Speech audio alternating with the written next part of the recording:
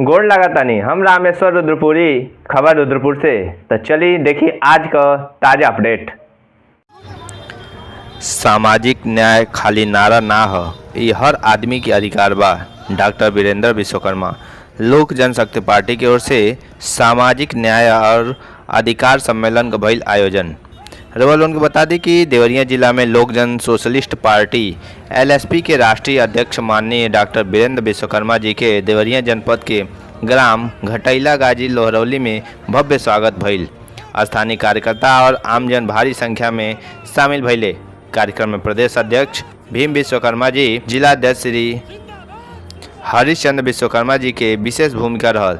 नेतागण पार्टी के विचारधारा, संविधान के सम्मान और सामाजिक न्याय पर जोर देने साथे साथे संगठन के विस्तार और मजबूती खातिर कार्यकर्तन के सक्रिय रहे की अपील कल गई।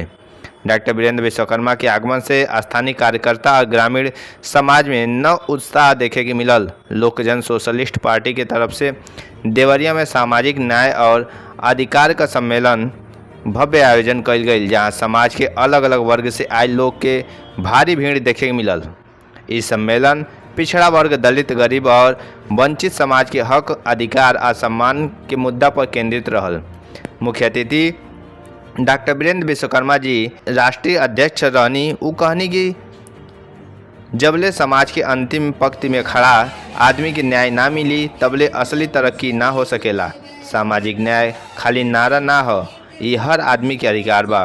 मंच पर मौजूद अन्य नेता लोग भी समाज के चलत असमानता के ऊपर चिंता जतौले और सबसे साथ लेके चलने का जरूरत बतौले। कार्यक्रम में जिला मंडल स्तर के कई नेता कार्यकर्ता के उपस्थिति रहल, जे लोगन के भरपूर समर्थन और मेहनत से कार्यक्रम सफल भइल। सम्मेलन में जुटल भीड़ और लोगन के उत्साह ई देखेला कि सामाजिक न्याय और अधिकार के मुद्दा आजो जनता के दिल में जगह बनौले बा। कार्यक्रम के समापन धन्यवाद ज्ञापन के साथ भइल। कार्यक्रम के संचालन तारकेश्वर विश्वकर्मा जी और संजय विश्वकर्मा जी कैले रहनी।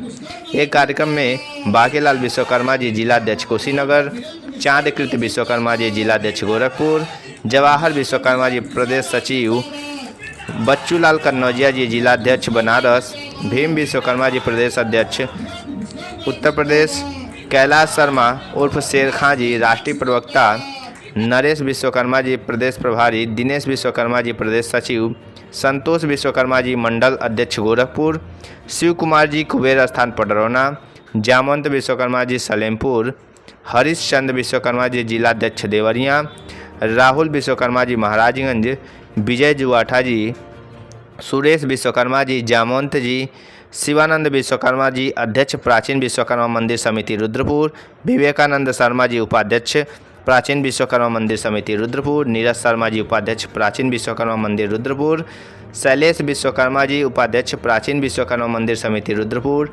एडवोकेट राजकुमार विश्वकर्मा जी, उपाध्यक्ष प्राचीन विश्वकर्मा मंदिर समिति रुद्रपुर, रामेश्वर विश्वकर्मा जी, कोषाध्यक्ष प्राचीन विश्वकर्मा मंदिर समिति रुद्रपुर, रामनिवास विश्वकर्मा जी, मोहन विश्वकर्मा जी, राहुल विश्वकर्मा जी, विकास विश्वकर्मा जी, अविनाश विश्वकर्मा जी, इंद्रमोहन विश्वकर्मा जी, पूर्व विधानसभा प्रत्याशी रामपुर कारखाना, सुरेश विश्वकर्मा जी, पूर्व विधानसभा प्रत्याशी देवरिया, गायक राधेश्याम विश्वकर्मा जी और गायक माया विश्वकर्मा जी, साथे साथे रघु विश्वकर्मा जी, मीडिया प्रभारी आदि लोग मौजूद रहनी। खबर रुद्रपुर खातिर रामेश्वर रुद्रपुरी का रिपोर्ट। दिल से शुक्रिया अदा करना चाहता हूँ क्योंकि आप लोगों ने इस धरती पर आने का मुझे मौका दिया। मैं राजनीति में आने के लिए बिल्कुल उत्सुक नहीं था, परंतु अपने बड़े भाई डॉक्टर वीरेंद्र विश्वकर्मा जी को देखकर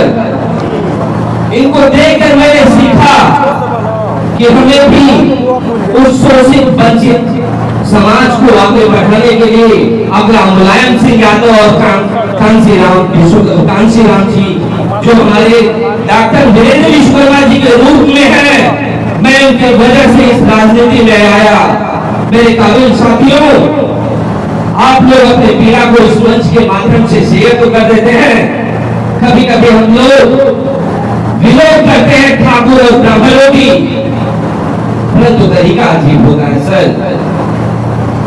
ये तरीका ये नहीं है कि पूरे मंच से बात करें और उनका विरोध करें। मेरे काबिल साथियों, ये दिन नहीं है कि आप सिर्फ विश्वकर्मा करके राजनीतिक पार्टी को आगे बढ़ा सके, क्योंकि कोई भी पार्टी सिर्फ एक जाति से नहीं चलता।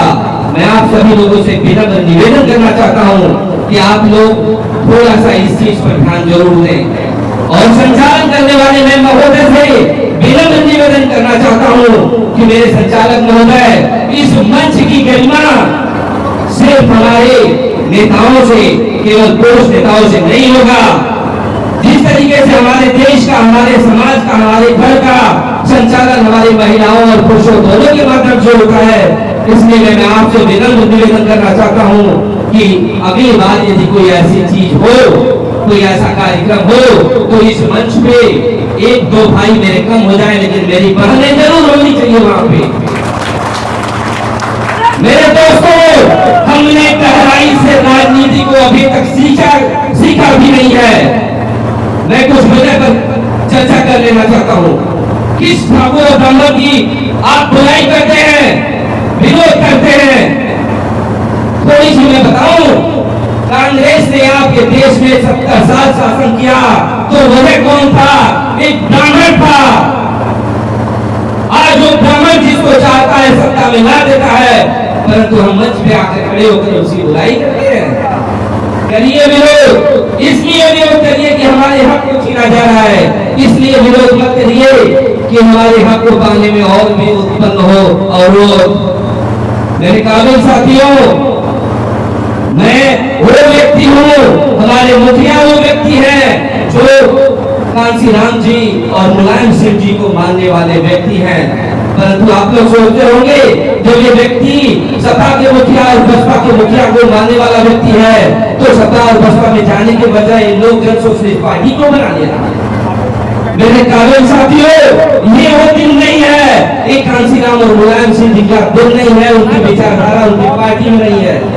उनका विचारधारा था सबका साथ, सबका विकास, जितनी जनसंख्या जिसकी हो उसको सत्ता में उतनी भागीदारी मिलनी चाहिए।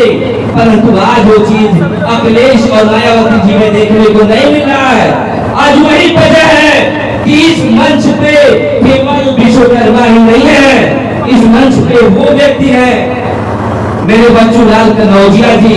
मेरे काबिल साथियों, 2 मिनट में चर्चा करना चाहूंगा उनके बारे में। सबका विकास पार्टी चलाते हुए इस देश की आधी आबादी हमारी बहन बेटियों को दिल की गहराइयों से बहुत बहुत साधुवाद, दूर दराज से चल करके आए हमारे पिता पूरे बुजुर्ग नौजवान साथी, मैं दिल की गहराइयों से आप सभी को बहुत बहुत साधुवाद करता हूँ। मंच पर हमारे तमाम वक्तागण बैठे हुए हैं, मैं दिल की गहराइयों से उनका भी साधुवाद करता हूँ, क्योंकि समय बहुत कम मिला है। इस नाते मैं अपनी पूरी बात को नहीं कह पाऊंगा और अपनी बात कहना होगा तो इस गांव में पहले भी हम लोग कैडर देने के माध्यम से आएंगे, और खास जगह में लोग जन सोशलिस्ट पार्टी के जो तमाम कार्यकर्ता हैं जिनको कैडर देना चाहिए, जिनको कैडर लेना चाहिए, तो मैं चाहता हूं कि इस बैनर तले भारतीय जनजागृति संरक्षण का कैडर लगे और हमारे समाज के जो लोग हैं उन्हें पता चले कि बाबा साहब ने संविधान के माध्यम से हमारा कौन सा अधिकार हमको नियत किया है। और हमको जो मेरे पूर्व वक्ता साथी बोल रहे थे कि किसी का विरोध नहीं करना चाहिए, तो अगर किसी का विरोध नहीं करेंगे तो फिर तो आपको राजनीति नहीं करना चाहिए, क्योंकि भारत की राजनीति क्रिटिसाइज पर ही डिपेंड है। अगर ब्राह्मण ठाकुर की आप इतिहास जानना चाहते हो तो भोजगा से गंगा जरूर पढ़ लो। वह किताब कोई ब्राह्मण, कोई लोहार, कोई निषाद, कोई मल्ला, कोई यादव, कोई भील, कोई पासी, कोई मल्लाह नहीं लिखा है। भोजगा से गंगा लिखने वाला जात का पंडित राहुल केदारनाथ पांडे ने लिखा है कि ब्राह्मण विदेशी है। अगर हमारी बात को किसी को यकीन न हो तो गूगल पर सर्च करो, डीएनए रिपोर्ट माइकल राम साहब। अब इन शब्दों के साथ मैं अपनी बारी पर विराम देते हुए मैं अपना परिचय आपको बता दूं। मेरा नाम कैलाश है, मेरा नाम कैलाश है, जाति के लोहार है, महावीर के साण है, बाप का नाम हमारे है, घर राजधानी है। चूंकि हमारे बहुत सारे साथी माननीय हमारे राष्ट्रीय अध्यक्ष डॉक्टर वीरेंद्र विश्वकर्मा जी को सुनने के लिए बैठे हुए हैं, मेरा पूरा समय नहीं हो जाएगा। इन शब्दों के साथ अपनी वाणी पर विराम। मन धन से डॉक्टर वीरेंद्र विश्वकर्मा को हाथों के मजबूत करिए।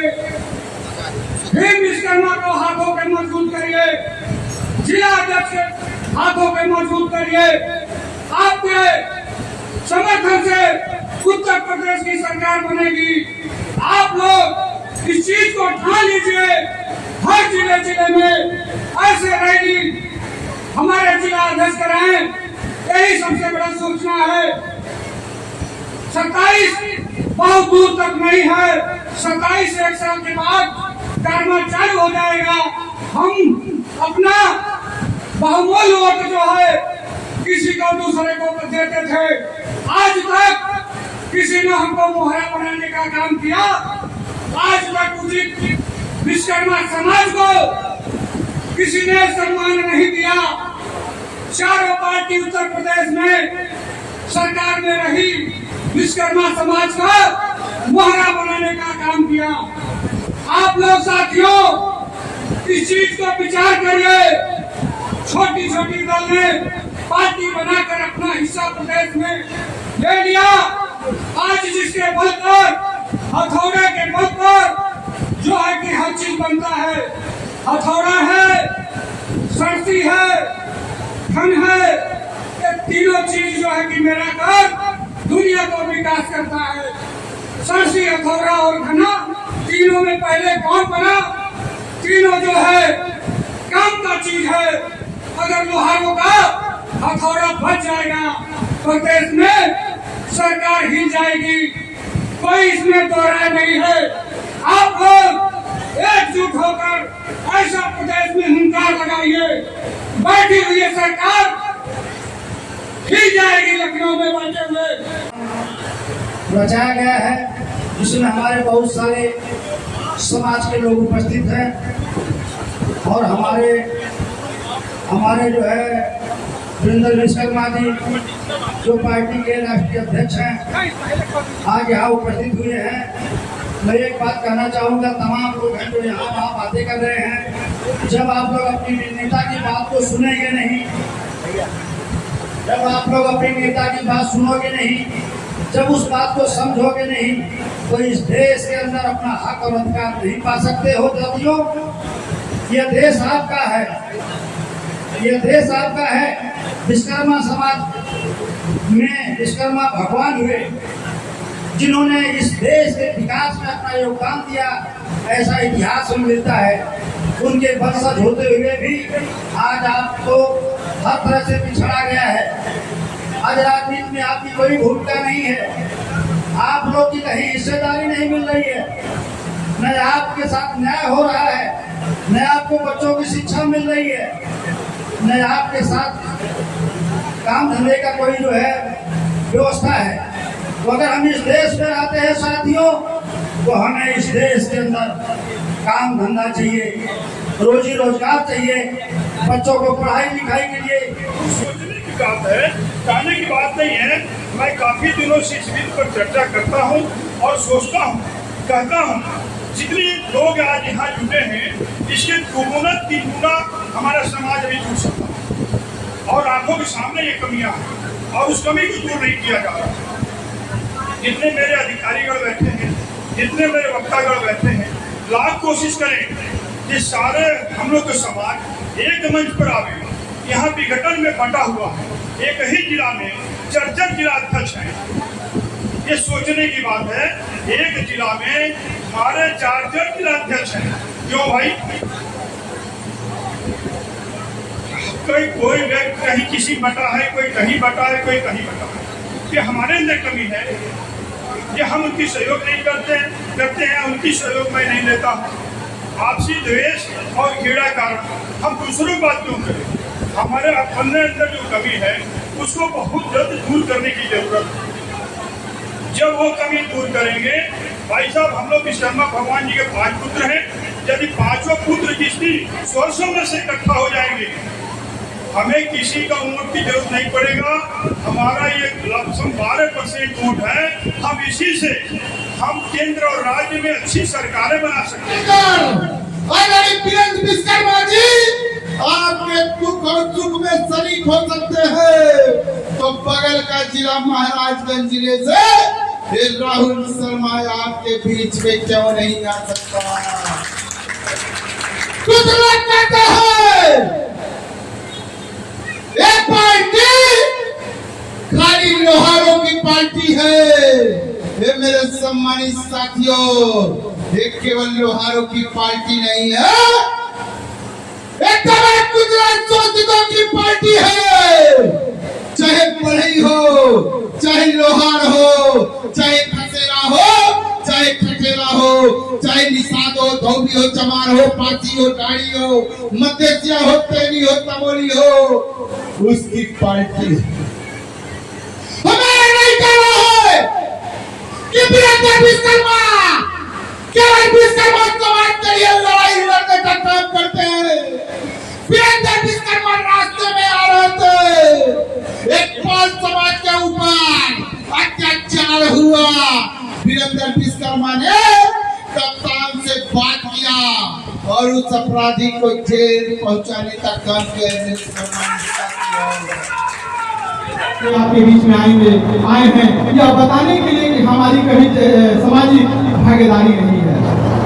ये आप बखूबी जानते हैं, ये तभी हम उनको मजबूत कर पाएंगे जब एक एक लोग मिलकर डॉक्टर वीरेंद्र विश्वकर्मा के लिए काम करेंगे। और डॉक्टर वीरेंद्र विश्वकर्मा वो वंचित लोगों के लिए और विश्वकर्मा समाज, हर एक समाज के लिए जो पिछड़े समाज में आते हैं, तब इनकी भागीदारी होगी जब इनको हम लोग लखनऊ के पार्लियामेंट में हम लोग ले जाके बैठाएंगे। ये हम लोग अपने मुंह में बैठा लेना है। आने वाला 27 डॉक्टर वीरेंद्र विश्वकर्मा को एक एक कंधा लगा के हम लोग मजबूत करेंगे और इनको लखनऊ भेजने का काम करेंगे। तब जाके हमारी समाज की और पिछड़े दलित की बात उसमें कहने वाला कोई होगा, वो डॉक्टर वीरेंद्र विश्वकर्मा होंगे। साथियों, अधिकार की बात है, अधिकार हमको तभी मिलेगा जब हमारी बात वहां कोई कहने वाला होगा। आपका कहने वाला भी आ गया है, बस आपको कंधा से कंधा मिला के चल देना है। 2027 में वीरेंद्र विश्वकर्मा जी को वहां से हम लोग विधायक बना दे और हर जिले से मजबूत करके जिनका इनका जहां समर्थन होगा इनके हम लोग इनके नीचे झंडा के नीचे काम करें। कि यह विश्वकर्मा समाज के लोग कहीं पीछे नहीं है, कहीं कमजोर नहीं है। साथियों, इसी के साथ आपको से आह्वान करना चाहता हूँ। साथियों, इस दिन विश्वकर्मा समाज ये ठान लिया कि हमारी भी हक होती है। साथियों, विचार करने की जरूरत है। कुर्सी रच के आप बनाते हैं साथियों, लेकिन आप लोगों को बैठने के लिए ठंडा चक्की मिलता है। साथियों, अब तक मुझे मेरी जिंदगी बीतने जा रही है, आप लोग का समय बीतने जा रही है साथियों, लेकिन आप बताइए अपने बच्चों की क्या हालत होगी जो इस समय प्रदेश में और देश में हालत हो रही है। साथियों, विश्वकर्मा समाज के मंच में बैठे मंचासी अतिथिगण एवं पदाधिकारीगण, मंच के सामने जो मंच की शान होती है, तो पार्टी की आन बान और शान मंच के सामने बैठे हमारे समस्त युवा साथी, हमारे बड़े भाई पितातुल्य, बड़े भाई, हमारी माताएं, हमारी बहनें, आप सभी को मैं धन्यवाद देता हूँ। आप सभी का वंदन अभिनंदन स्वागत करता हूँ। आप सभी लोग दूर दूर से आए हैं समय निकाल के हमें सुनने के लिए, लोकल सोशलिस्ट पार्टी की विचारधारा को जानने के लिए। इसके लिए आप सभी का स्वागत है, धन्यवाद है। सम्मानित साथियों, एक बार सभी लोग जोर से बोले, जय भीम, जय संविधान, जय जोहार, जय जोहार। सम्मानित साथियों, आप लोगों ने बहुत संघर्ष किया। यहाँ पर उपस्थित जिलाध्यक्ष जी, देवरिया जिलाध्यक्ष, प्रदेश अध्यक्ष जी और रघु विश्वकर्मा जो छोटा सिपाही है और तमाम ऐसे साथी हैं जो जिलाध्यक्ष के सहयोग किए, प्रदेश अध्यक्ष का सहयोग किए और इस कार्यक्रम को सफल बनाए। यहाँ पे बैठे राहुल जी हैं, बहुत तेज युवा साथी हैं। मैं प्रकृति से प्रार्थना करूंगा ऐसे हमारे साथियों को हमारी भी उम्र लग जाए और ऐसे ही समाज की सेवा करिए। आप बहुत बहुत शुभकामनाएं। यहाँ पे सन्नी विश्वकर्मा जी बैठे होंगे, आप सभी ने बहुत सहयोग किया, बहुत मेहनत किया, इसके लिए आप सभी का बहुत बहुत धन्यवाद। सम्मानित साथियों, देवरिया देवनगरी से जानी जाती है, यहाँ देवताओं की नगरी कही जाती है। सही बात है ना देवरिया के लोगों? आप लोग कह रहे हैं सही है, तो सही बात है। और एक प्रमुख हिस्सा इस देवरिया सरजमी की है, यहाँ पे गन्ना ज्यादा होता है। गन्ना प्रमुख जिला है, यहाँ पे गन्ना की किसानी ज्यादा होती है। लेकिन मुझे नहीं लगता कि यहाँ पे सरकारी मिल है। सरकारी मिल नहीं है ना, धान बंद हो गया, मतलब रोजगार को खत्म कर दिया गया। हमारे साथियों, आज हम सभी यहाँ इकट्ठा हुए हैं सामाजिक न्याय और अधिकार के लिए, कि हम लोगों का सामाजिक न्याय और अधिकार कैसे मिलेगा, इस पर चर्चा करने के लिए। हमारे साथियों, आज आजादी के 77 साल पूरे हो रहे हैं, 78वां साल चल रहा है। सही है ना? आजादी के 77 साल पूरे हो चुके हैं, लेकिन आज भी सरकार एक प्रणाली लागू नहीं कर पाई, ना शिक्षा की ना चिकित्सा की, जिसका हर्जाना हम सभी को भुगतना पड़ रहा है। हम सभी को अपने शिक्षा और चिकित्सा के लिए आए दिन संघर्ष करना पड़ता है। सामान्य साथियों, पहले कि हमारे महापुरुष कहा करते थे कि शिक्षा और चिकित्सा मुक्ति हो, मतलब शिक्षा और चिकित्सा को सरकार को मुक्त कर देना चाहिए। करना चाहिए कि नहीं करना चाहिए? रोटी कपड़ा सस्ती हो, और जो हमारी मूलभूत जरूरतें हैं जो सरकार को करनी चाहिए, रोटी और कपड़ा की, उसको सस्ता रखनी चाहिए। लेकिन आज क्या हो रहा है, हमारी जो मूलभूत जरूरतें हैं, हमारे बच्चों के लिए दूध, जो हरी साग सब्जी है, उस पर भी जीएसटी लग गया है। हमारे साथियों, ये गलत है कि नहीं है? हाथ उठा के बताएं, गलत है ना? तो इसकी आवाज कौन उठाएगा? इसकी आवाज तो हम लोग को मिलकर उठाना पड़ेगा। हमारे साथियों, हम लोग एक बात को समझ लें, अगर शिक्षा और चिकित्सा की एक प्रणाली लागू कर दी है पूरे देश में, तो जिस विद्यालय में डीएम का लड़का पढ़ेगा और जिस हॉस्पिटल में डीएम का इलाज होगा, तो बताओ साथियों, चिकित्सा और शिक्षा अच्छा होगा कि नहीं होगा? अच्छा होगा ना? तो इसके लिए हम सभी को आवाज बुलंद करनी पड़ेगी, क्योंकि आज के डेट में शिक्षा और चिकित्सा दोनों कारपोरेटरों की गुलाम हो रही है। बड़े बड़े उद्योगपति, मंत्री, विधायक, सांसद, इनके लोगों के हॉस्पिटल और विद्यालय चालू हो गए हैं, जिनके फीस, स्कूल के फीस 20,000, 10,000, जितनी हमारी वेतन नहीं होती है उतना उनका फीस होता है। तो हमारे गरीब परिवार के बच्चे, हमारे बच्चे अच्छी शिक्षा, उच्च शिक्षा को कैसे प्राप्त करेंगे? तो इसके लिए मैं मंच के माध्यम से सरकार से भी निवेदन करता हूँ, बराबर चर्चा करता रहता हूँ कि शिक्षा और चिकित्सा की एक प्रणाली लागू हो जानी चाहिए। एक ऐसा आयोग हो, कुछ ऐसा आयोग का गठन हो, सरकार ऐसा नियम पारित करे जिससे कि शिक्षा और चिकित्सा एक समान, चाहे वो संतरी से लेकर मंत्री तक, मतलब कोई मजदूर हो या मंत्री हो या डीएम हो, सभी के लिए नियम लागू हो जाए कि सभी लोग सरकारी विद्यालय में अपने बच्चों को पढ़ाएंगे जो सरकारी वेतन लेते हैं, जो सरकारी लाभ लेते हैं, उनके लिए सख्त आदेश हो जाए कि सरकारी अस्पताल में इलाज भी कराना है और सरकारी विद्यालय में शिक्षा भी लेनी है। सही कह रहे हैं ना?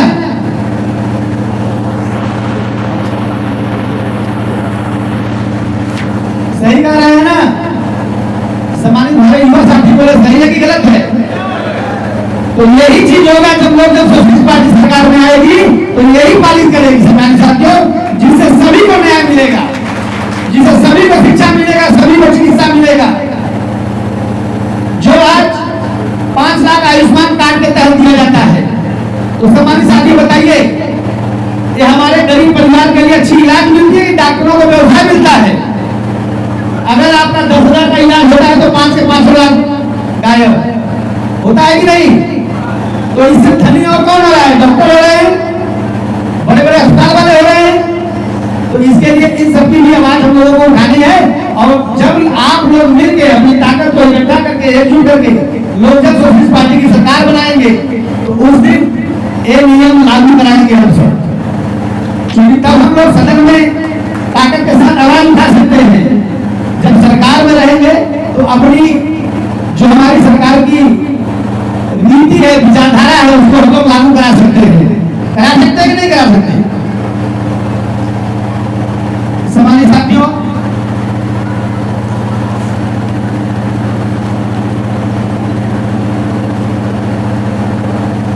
आज हम सभी को एक बात समझनी है, लोक जन सोशलिस्ट पार्टी वचनबद्ध है शोषित, वंचित, उपेक्षित जो भी कमजोर समाज के लोग हैं, आदिवासी समाज के लोग हैं, सबकी लड़ाई लड़ती है। हमारे कुछ वक्ता भाई थोड़ा सा भावुक होकर समाज को आगे ला दिए। नहीं सम्मानित साथियों, हम सभी लोग सर्वहारा समाज की लड़ाई लड़ते हैं। जो भी कमजोर तबके के लोग हैं उनकी लड़ाई हम लोग लड़ते हैं। और हम धन्यवाद देंगे लोक जन सोशलिस्ट पार्टी के पदाधिकारियों का, कार्यकर्ताओं का, जो जमीनी स्तर से घर घर जाके अपनी लड़ाई लड़ रहे हैं और लोगों को एकजुट करने में मदद कर रहे हैं, पार्टी को मजबूत करने में। सभी पदाधिकारियों को मैं कोटि कोटि धन्यवाद देता हूँ, कोटि कोटि साधुवाद देता हूँ। आप लोग ऐसे ही खूब परिश्रम करें, खूब मेहनत करें, जिससे पार्टी ताकत में आए। हमारे साथियों, अगर हम लोग चाहते हैं कि अपने अधिकार, जो यहाँ पे लिखा है सामाजिक न्याय अधिकार की लड़ाई लड़ने के लिए, तो हमने अभी कहा कि जब आप ताकत में आएंगे तभी आपको अपना अधिकार मिलेगा। तो आप सब लोग जन सोशलिस्ट पार्टी की सरकार बनाने के लिए तैयार हैं? सब लोग तैयार हैं? तो सम्मानित साथियों, संकल्प लीजिए कि जैसे आप अपना घर का पेट चलाने के लिए, अपने बच्चों को पढ़ाने के लिए यदि 8 घंटा मेहनत करते हैं, वैसे ही लोक जन सोशलिस्ट पार्टी को मजबूर करने के लिए गांव-गांव बूथ स्तर पर जाके केवल 2 घंटा करने का जरूरत है। केवल 2 घंटा काम करने की जरूरत है। तो सम्मानित साथियों, बता दें आपको कि आने वाले 2027 में लोक जन सोशलिस्ट पार्टी की सरकार होगी और आप लखनऊ में बैठे होंगे। आपके न्याय और अधिकार की लड़ाई लड़ने के लिए आपका भाई वहां बैठा हुआ होगा। और इन्हीं भाइयों में से जो हमारे इतने भाई बैठे हैं, अभी सामने 2026 में चुनाव होने वाला है ग्राम प्रधानी की, जिला पंचायती की।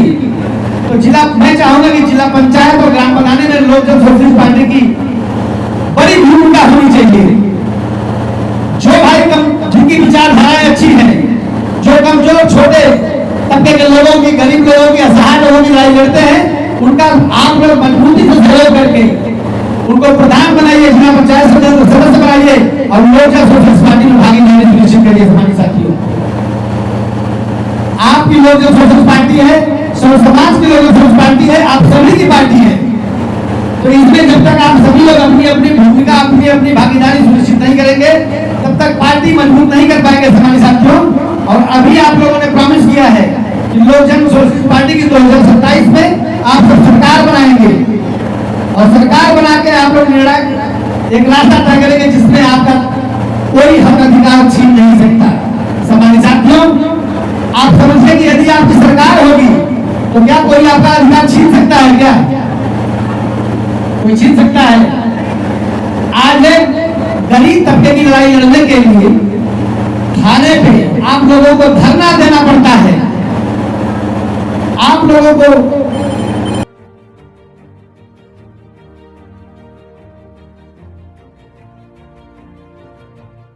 मिलना पड़ता है, कप्तान से मिलना पड़ता है, डीएम से मिलना पड़ता है, तब भी आपका FIR दर्ज नहीं होता साथियों। क्यों? क्योंकि जो सत्ता में बैठे हैं उनकी विचारधारा ठीक नहीं है, उनकी विचारधारा ठीक नहीं है। तो आप क्या समझते हैं? आपका सम्मान, आपका अधिकार, आपके स्वाभिमान के साथ क्या वो जीने का अवसर देंगे? क्या जीने का अवसर देंगे? तो सम्मानित साथियों, हमारे बड़े बुजुर्ग भाइयों के साथ साथ हमारे युवा साथियों के लिए कहना चाहूंगा कि आप मेरे युवा साथी इतिहास रचने के लिए, इतिहास बनने के लिए तैयार हो जाइए और बूथ स्तर से काम करिए। पहले आप लोग बूथ स्तर को जीतिए। आप लोग बूथ स्तर जीतेंगे तो आप लोग विधानसभा भी जीत लेंगे हमारे साथियों। बूथ स्तर को पहले जीतना है। अगर बूथ आप जीतते हैं, विधानसभा वही जीतता है जो बूथ जीतता है। तो सबसे पहले हम लोगों को बूथ जीतने की आवश्यकता है, और बूथ जीतने के लिए हम लोगों को कठिन परिश्रम करना है हमारे साथियों। तो कठिन परिश्रम करने के लिए आप सब तैयार हैं? आप सब तैयार है ना?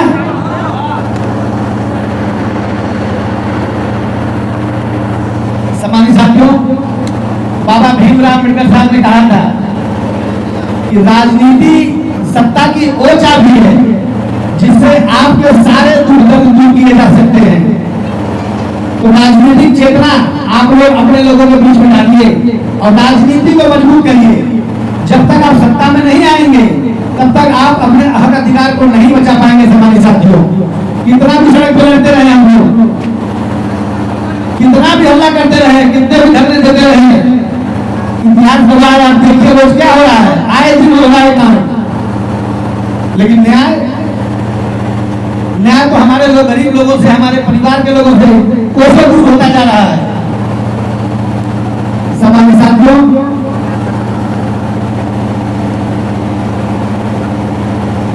कांसीराम जी, अभी हमारे वक्ता भाई लोग बाबा भीमराव अम्बेडकर साहब को, कांसीराम जी को, मुलायम सिंह जी को याद किया है।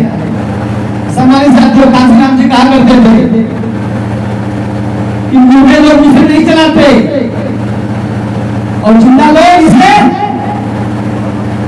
घूमने नहीं देते हैं। तो जिंदा लोग हैं आप सब, नहीं है? जिंदा लोग है ना? जिंदा लोग है तभी आप लोग इतने जोश खरोश से यहाँ बैठे हुए हैं। बस मैं आप लोगों से निवेदन करूंगा कि एक जिंदा दिली, एक जिंदा जोश हमें बूथ स्तर पे गांव-गांव जाके अपने मित्रों से, अपने साथियों से, अपने कमजोर तबके के लोगों से जिन पर अत्याचार हो रहा है, उन लोगों से मिल के कहना है कि आइए हम लोग मिल के अपनी लड़ाई लड़ते हैं। लोक सोशलिस्ट पार्टी को हम लोग मजबूत करें हमारे साथियों। और हमें समझ में आता है, मैं देखता रहता हूँ कि लोक सोशलिस्ट पार्टी के जो पदाधिकारी हैं वो बहुत मजबूती से, बहुत जिम्मेदारी से लड़ाई लड़ रहे हैं। बस इसे थोड़ा सा और मजबूती से लड़ने की जरूरत है। तो हमारे साथियों, आप लोग बताएं, लड़ेंगे कि नहीं लड़ेंगे? लड़ेंगे ना? बिल्कुल लड़ना है और 2027 में सरकार बनाने का काम करना है हमारे साथियों। और कभी भी अपने मन में जोश को कमजोर नहीं होने देना है हमारे साथियों। आज ये जो कार्यक्रम देवरिया जिला हुआ है, इसका मूल उद्देश्य आपका क्या रहा है? देवरिया में कार्यक्रम करने का मूल उद्देश्य यह रहा है कि समाज के बीच में जो पिछड़े समाज के लोग हैं, शोषित वंचित पिछड़े समाज के लोग हैं, कमज़ोर तबके के लोग हैं, इनके बीच में राजनीतिक चेतना डालना कि जो आज आए दिन कांड हो रही है, आए दिन यातनाएँ हो रही हैं, बलात्कार हो रहा है, लूट हो रहा है, हत्याएँ हो रही हैं, उसका हक, उसकी लड़ाई लड़ने के लिए कोई सामने नहीं आ रहा है। तो उसकी लड़ाई हम लोग लड़ रहे हैं और अपने कार्यकर्ता पदाधिकारियों का बहुत धन्यवाद दिए हैं कि ये सब भी लड़ाई लड़ते हैं मजबूती से, इसको और मजबूती से लड़ें और अपने पार्टी को विस्तार करें और लोगों के दुख सुख में सहयोग करें। आपका उद्देश्य क्या रहा है इस पार्टी को बनाने के पीछे? हमारी पार्टी का यही उद्देश्य रहा है कि जो समाज की मूलभूत ज़रूरतें हैं, रोटी, कपड़ा, मकान, रोजगार, ये मुहैया सरकार कराए। सरकार ये सब कराने में विफल रही है। आप देख रहे हैं पत्रकार साथी कि पलायन बहुत बड़ा मुद्दा है कि उत्तर प्रदेश से लोग जाके अन्य प्रदेशों में अपनी रोजी रोटी चलाने के लिए, अपने बच्चों को शिक्षा व्यवसाय के लिए अन्य प्रदेशों में जाकर जो रोजगार करते हैं। तो वो कंपनियां यहाँ लगे। ऐसी कंपनियां उत्तर प्रदेश में क्या नहीं है? ज़मीन नहीं है कि विद्युत नहीं है? क्या नहीं है? जब विद्युत यहाँ से दूसरे प्रदेशों को दिया जा रहा है उत्तर प्रदेश से, तो उत्तर प्रदेश में कंपनियां लगा के यहाँ के लोगों को रोजगार मुहैया कराए। ये जो प्रशासन है, प्रशासन की व्यवस्था दुरुस्त हो, जो करप्शन है ये इस पर लगाम लगाई जा सके। यही सब मुद्दों को लेके जातिगत गणना कराई जाए, जिससे हर वो पता चल सके कि कौन कितना किसका हिस्सा खा रहा है। तो ये सब मुद्दे को लेके तमाम से बहुत से मुद्दे हैं जो समाज के हित में हो, उन्हीं मुद्दों को लेके हम लोग सरकार में आए हैं। शिक्षा और चिकित्सा के बारे में आपका क्या राय है? शिक्षा चिकित्सा के बारे में हमारे महापुरुष पहले से कहते आए हैं कि रोटी कपड़ा सस्ती हो और शिक्षा और चिकित्सा मुफ्ती हो। तो मेरा भी वही मानना है कि जो टैक्स तमाम खाने वाली चीज़ों पे लगा है, जो गरीब हमारे भाई हैं, माताएं हैं, जो अपना जीवन चलाते हैं सब्जी खरीदने के लिए या दूध है, पनीर है, इन सब पे भी टैक्सेस लगे हैं। इन सब पे जीएसटी हटा दिया जाए, टैक्स हटा दिया जाए, जिससे वो सस्ता हो और उन लोगों को उसका लाभ मिल सके। आगे के लिए आपने क्या योजना बनाई है कि पार्टी अगर विस्तृत होती है तो उसके लिए क्या योजना बनाते हैं? पार्टी विस्तृत करने के लिए हमारे तमाम साथी, हमारे प्रदेश अध्यक्ष जी हैं, देवरिया के जिलाध्यक्ष जी हैं, हमारे बच्चूला कनौजिया भाई हैं, हमारे तमाम साथी हैं जो मजबूती से कमर कस चुके हैं कि पार्टी को 2027 में हम लोग सरकार बनाएंगे और पार्टी की जो विचारधारा है, जो नीति है, उसको हम सारे पदाधिकारी गांव-गांव, जन-जन ले जाके बूथ स्तर तक पहुंचा रहे हैं। बूथ स्तर को जीतने का प्रयास कर रहे हैं कि जब बूथ स्तर पर हम लड़ाई लड़ेंगे तो हमारे लोग विधानसभा जीतेंगे और विधानसभा जीत के अपनी लोक जन सोशलिस्ट पार्टी की सरकार 2027 में बनाएंगे। क्या आपकी भी पार्टी एक जाति विशेष की पार्टी होगी या फिर सर्व समाज के विकास के लिए पार्टी आपने? मंच पे अभी मैंने कहा पत्रकार साथी कि सर्वहारा समाज की ये पार्टी है, सर्व समाज की लड़ाई लड़ती है। जो भी पिछड़े, शोषित, वंचित, कमजोर तबके के लोग हैं, जो उपेक्षित किए जा रहे हैं, उनकी लड़ाई लड़ने के लिए लोक जन सोशलिस्ट पार्टी हमेशा सदैव सामने तत्पर है। जनसभा हुआ है, जनसभा का क्या उद्देश्य है? सबसे पहले मैं आपके चैनल को बधाई देता हूं, आप लोगों को बधाई देता हूं। इस जनसभा का मतलब ये है कि हम सदियों से दुनिया के सारे लोगों को सारा साजो समाज हमारे लोगों ने दिया, लेकिन हमारे ही लोग आज जो है समाज की मुख्य धारा से बाहर हैं। हमारे ही लोग जो है समाज की मुख्य धारा से बाहर हैं, जबकि भारत की जो मानी जानी पार्टियां हैं, चाहे बहुजन समाज पार्टी हो गया, समाजवादी पार्टी हो गया, कांग्रेस हो गया, बीजेपी हो गया, हमें हमारे संख्या के आधार पर उत्तर प्रदेश के 4 विधानसभा को सीटों में, 403 विधानसभा को सीटों में हमारे संख्या के अनुपात में हमको एक भी टिकट दे करके हमें चुनाव नहीं लड़ाया। और हमारे जो लोग हैं उनको लगा कि भारत की जो भी पार्टियां हैं वो आने वाले दिनों में हमको हमारा अधिकार नहीं देती है। इस नाते हमारे लोगों को एक लोक जनशक्ति पार्टी के रूप में हमें जो है रजिस्ट्रेशन कराना पड़ा और हम लोक जन सोशलिस्ट पार्टी के माध्यम से पूरे उत्तर प्रदेश क्या पूरे भारत के 29 राज्यों में हम लोग जा कर के जो हमारा समाज है, लोहार, बढ़ई, ठठेरा, कसेरा और भी जो है जो हिंदू से मुसलमान हो गया, जिसको इस्लाम धर्म में उसको कैफी कहते हैं, वो भी मेरा भाई है। क्योंकि विचारधाराओं से उसने जो है इस्लाम को कबूल तो किया, लेकिन डीएनए से वो मेरा भाई है। सर, पीडीए को लेकर क्या कहते हैं? पीडीए को लेकर देखिए, पीडीए की जो बात आपने कहा, समाजवादी पार्टी मुखिया लेकर चलते हैं, मुखिया तो लेकर चलते हैं, लेकिन बात तो जो है वो कुंभ की करते हैं। अभी उन्होंने जाकर कुंभ में स्नान किया, तो कौन सी पीडीए की बात आपने किया? हमारा जो है अधिकार अगर गया है तो हिंदू नाम पे गया है। हमको जो है हिंदू वोट लेने के लिए मान लिया जाता है, बता दिया जाता है, लेकिन जब हमारा अधिकार की बात आती है तो हमको शूद्र कहा जाता है। हमें साथ को बैठा करके भोजन नहीं कराया जाता, हमारे जो है और भी तमाम चीज़ें हैं जो शेयर नहीं किया जाता। तो हम किस बात के जो है अपने आप को हम हिंदू कहें?